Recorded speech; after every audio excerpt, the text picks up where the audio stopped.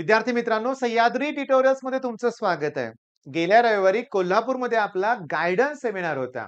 मला बऱ्याच मुलांनी कमेंट करून सांगितलं होतं, की सर तिथे एक व्हिडिओ बनवा आणि आमच्याशी तो शेअर करा. मी तुम्हाला सांगू का? व्हिडिओ बनवायला तर जमलं नाही. पण पालकांचा रिस्पॉन्स खूप छान होता. सांगलीवरून पालक आले होते, आसपासच्या गावातून पालक आले होते आणि मी तुम्हाला सांगतो विद्यार्थी देखील एक्स्ट्राऑर्डिनरी जे होते ते आलेले होते म्हणूया आपण.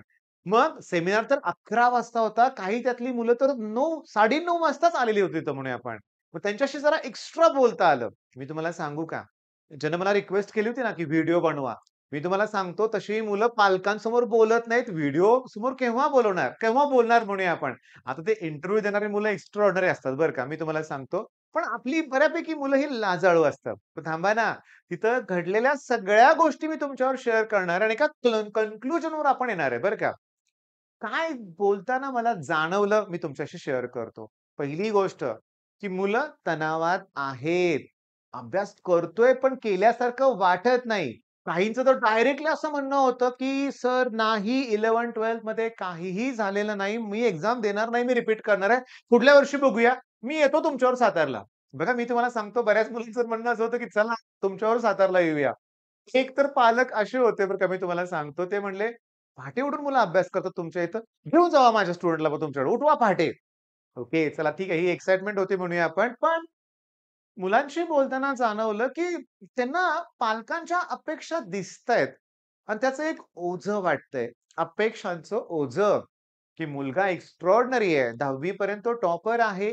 स्कॉलरशिप सारख्या एक्झाम त्याने क्रॅक केलेल्या आहेत. मग आता हा आय-आय-टीत गेलाच पाहिजे. का नाही जाणार? करतोय तो अभ्यास. बेस्ट कोचिंग जॉइन करून दिले. लाखो रुपयाची फी भरली आणि तो करतोय पण. पण रिअॅलिटीमध्ये कुठं चुकतंय मी तुम्हाला सांगतो. पहिली गोष्ट, की 2 पावणे 2 वर्ष या मुलांनी किंवा आपण सगळ्यांनी बोर्डकडे दुर्लक्ष केलंय. बरोबर ना सांगा बघू? मग आता या स्टेजला तरी बोर्डचा अभ्यास केला पाहिजे. हे पहिलं कन्क्लुजन आहे. ओके, मुलांशी बोलताना जाणवलं तुम्हाला सांगतोय बोर्डचा अभ्यास करा. माहितीच नाही या मुलांना, की बोर्डचा अभ्यास नक्की कसा केला पाहिजे. दुसरी महत्त्वाची गोष्ट म्हणजे मी तुम्हाला सांगतो. कोणती महत्त्वाची गोष्ट आहे, की इथं काय होतंय, की आता कोचिंगमध्ये ना नुसत्या टेस्ट सुरू आहेत. हां, पण मुलांचा इथं अभ्यासच परफेक्ट नाहीये, तर टेस्ट देऊन होणार आहे काय? अगोदर तयारी तर करा आणि मग टेस्ट द्या ना. नुसत्याच भरमसाठ टेस्ट होतायत, पण अभ्यास अजून परफेक्ट नाहीये. बरं, पालकांकडून काय ऐकायला मिळालं, की मुलं अजून मोबाईलमध्ये अडकलेली आहेत. डिस्ट्रॅक्शन हे फार मोठं आहे. ऑनलाईन कोर्सेस आहेत, ठीक आहे. ऑनलाईन लेक्चर्स बघायचे आहेत. या नावाखाली मुलं टाईमपास करतायत. पालकांचं बरोबर आहे. तुम्ही सुद्धा तुमचा वेळ मोबाईलमध्ये वाया घालवू नका. त्याचा सदुपयोग करा. मोबाईल म्हणजे तुम्हाला एक सांगू का, एक ती लॉटरीच आहे लक्षात घ्या. सगळं आहे त्याच्यात तुम्हाला अभ्यासाचं मिळणार आहे. बरोबर? दुसरी महत्त्वाची गोष्ट म्हणजे लिखाणाची प्रॅक्टिस होत नाहीये मुलांची.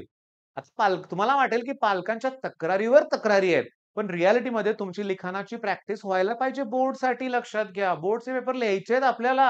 एम-सी-क्यू सॉल्व्हिंग प्रॅक्टिस वेगळी आहे. बोर्डचे पेपर लिहायचे आहेत आपल्याला. तिसरी महत्त्वाची गोष्ट म्हणजे काय होतंय, की बाकीचे सब्जेक्ट तुमच्याकडून केले जात नाहीयेत. मग मराठी असेल, ज्यांचं काही मराठी असेल त्यांना मराठी, सी-एस असेल सी-एस, आय-टी, जिओग्राफी यांच्या अभ्यासाला पण वेळ द्या. बरं. हे सगळं केल्यानंतर एक कन्क्लुजन असं आलं, की चला ठीक आहे. मग हे आता सगळे सांगतातच, की हे केलं पाहिजे, ते केलं पाहिजे. पण जर पर्सनली गाईडन्स मिळाला तर? ओके. म्हणजे मग काय ठरलंय मी तुम्हाला आत्ताच सांगतो. कन्क्लुजन आता इथं पण काय होणार आहे, की कोल्हापूरला सगळेच थोडे येऊ शकणार आहेत. पण ज्यांना शक्य आहे, ती मुलं कोल्हापुरात या रविवारी सुद्धा येणार आहेत. म्हणजे जे या सेमिनारला आली ती मुलं तर येणारच आहेत आणि अजून मुलं येणार आहेत. त्यामुळे माझी तुम्हाला एक रिक्वेस्ट काय आहे बघा, की तुम्ही या नंबरवर पहिलं कॉल करा आणि येत्या रविवारी पुन्हा गाईडन्स सेमिनार नाहीये, तो आता लेक्चर असणार आहे. पहिला लेक्चर आणि मग आम्ही पालकांशी भेटून वेळ देणार आहोत. मी संध्याकाळपर्यंत सॉरी कोल्हापूरमध्ये थांबणार आहे. पण थांबा ना, एक कॉमेंट अशी आली होती, की "सर पुण्यात पण घ्या ना एखादं लेक्चर." नक्कीच.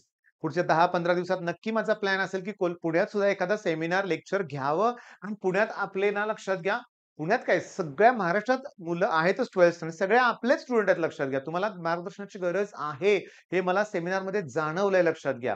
बरं आता करायचंय काय? मग या रविवारी कोल्हापूरमध्ये काय करायचंय? सांगतो. या रविवारी माझा दिवसभर फिजिक्स घेण्याचा प्लॅन आहे. ओके. तुम्हाला ना तुमचा कॉन्फिडन्स मी वाढवेन. आता मी तुम्हाला मगाशी बोललो की नाही आठवत नाही मला, पण एक स्टुडंट काय म्हणला मगाशी म्हणजे मी तुम्हाला सांगतो ते. की अभ्यास झाल्यासारखं का वाटत नाही, मला रिपीट करायचंय, असं एका मुलाचं म्हणणं होतं. पण सेमिनार झाल्यानंतर त्या मुलानं निर्णय बदलला, कॉन्फिडन्स वाढलाय आणि मी तुम्हाला सांगतो, की एका दिवसात कॉन्फिडन्स वाढू शकतो. सोपे प्रश्न असतात, पण ते कळायला पाहिजे ना कुठले प्रश्न करायचे आहेत ते. बरं, आता आम्हाला जमणार नाही कोल्हापूरला यायला, आम्हाला काय, तर YouTubeवर आम्ही लेक्चर्स अपलोड करतोय. अ, तुम्हाला सांगतो केमिस्ट्री इन 8 आवरचा 4था व्हिडिओ मी आज अपलोड केलेला आहे. थोड्या वेळापूर्वी अपलोड केलेला आहे. तुम्ही तो नक्की बघा. बरं, आता फोन नंबर आहे. YouTubeवर कमेंट करा. इथं तुम्ही मेसेज करा. प्रत्येकाचा कॉल रिसीव्ह करणं थोडंसं अवघड जातंय. दिवसभराचं शेड्यूल पुन्हा आणखीन काम आपलं आहेच लक्षात घ्या. त्यातून थोडंसं कॉल करणं अवघड पडतंय. पण तुम्ही WhatsApp मेसेज करा, तुमचे प्रश्न विचारा. आणि इम्पोर्टंट असं काय आहे, की कोल्हापूरला जर जमलं तर याच कारण काय माहितीये का, की लेक्चर खूप एक्स्ट्राऑर्डिनरी होणार आहे. एका दिवसात तुमचा कॉन्फिडन्स वाढणार आहे आणि सगळ्यात इम्पोर्टंट, की तुम्हाला आठवड्याभराचं शेड्यूल देणार आहे.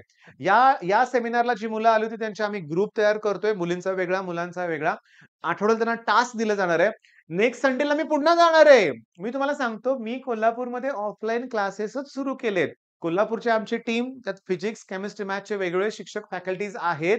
मी तुम्हाला सांगू का, कोल्हापूरला आमची ऑफलाईनची बॅच आहे. फक्त तिथं 11 स्टँडर्ड्स आम्ही घेतो यावर्षी. एकाच वेळेस आम्ही जेईई, नीट, सीईटी असं काही नाही. फक्त एम-एच-टी, सी तेही फक्त 11 स्टँडर्डचा क्लास आम्ही सुरू केलाय. आणि रविवारी त्या क्लासला सुट्टी असते आणि रविवारी मी तुमचं घेतोय. तर आमची 11ची मुलं पण त्यात असतात.